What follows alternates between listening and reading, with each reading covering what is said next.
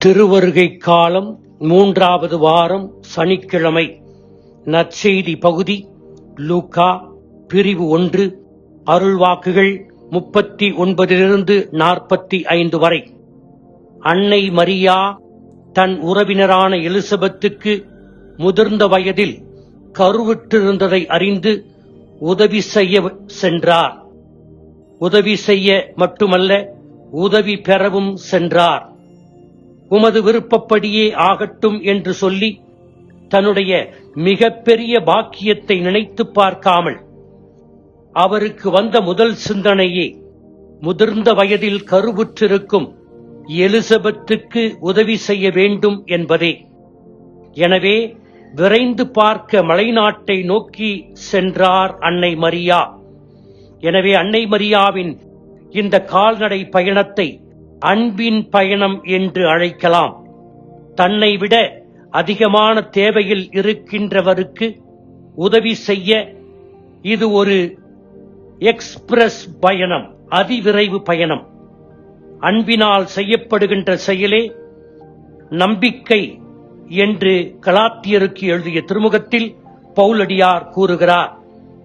3 மாதங்கள் அன்னை மரியா எலிசபெத்துக்கு செவிலித்தாயாக நர்ஸ் இருந்து பணி செய்தார். அன்னை மரியாள் உதவி பெறவும் சென்றார்.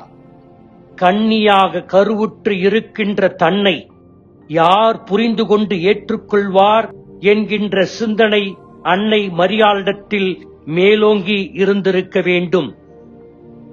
கணவனை அறியாமல் கருவுற்றிருப்பது யாருக்காவது தெரிய வந்தால் தன்னை கேவலமாக நினைப்பார்கள், புறம் தள்ளுவார்கள், கல்லால் எறிந்து கூட கொள்வார்கள்.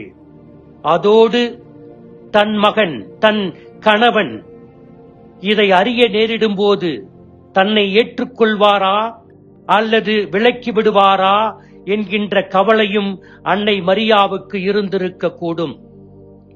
தனக்கு காவல் தூதர் காட்சியளித்த நேரத்தில் தன் உறவினரான எலிசபெத்தும் இந்த முதிர்ந்த வயதில் கருவுற்றிருக்கிறார் என்று சொன்னதை நினைவிற்கொண்டு யூதேயா மலை நோக்கி எலிசபெத்தை காண வேகமாக புறப்படுகிறார் மரியா.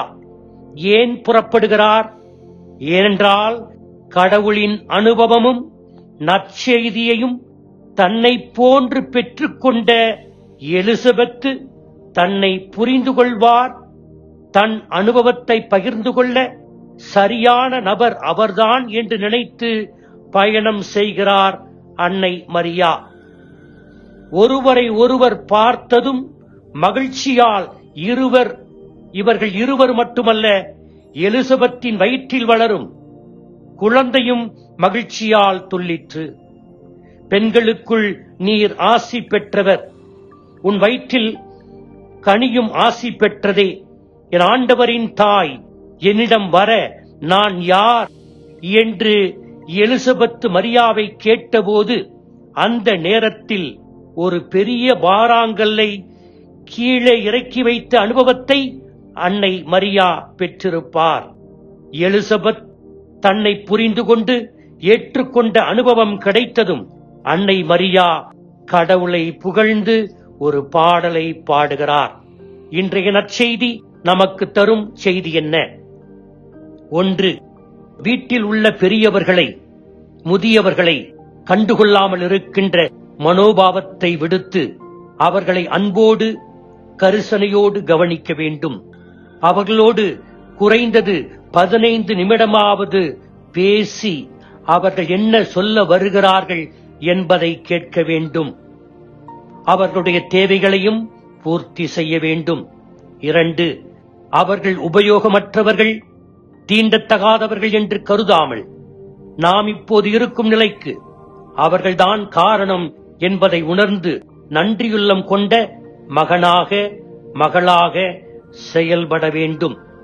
அன்னை மரியாவின் சந்திப்பு இருவருக்கு மட்டுமல்ல, எலிசபெத்தின் வயிற்றில் இருந்த குழந்தைக்கு மகிழ்ச்சியை அளித்தது. அதுபோன்று வீட்டிலுள்ள முதியவர்களோடு நாம் சென்று பேசினால் அவர்கள் மட்டுமல்ல, நீங்கள் மட்டுமல்ல, குடும்பமே மகிழும். அப்படி இருந்தால் கடவுள் உங்கள் உள்ளத்திலும் இல்லத்திலும் கட்டாயமாக பிறப்பார்.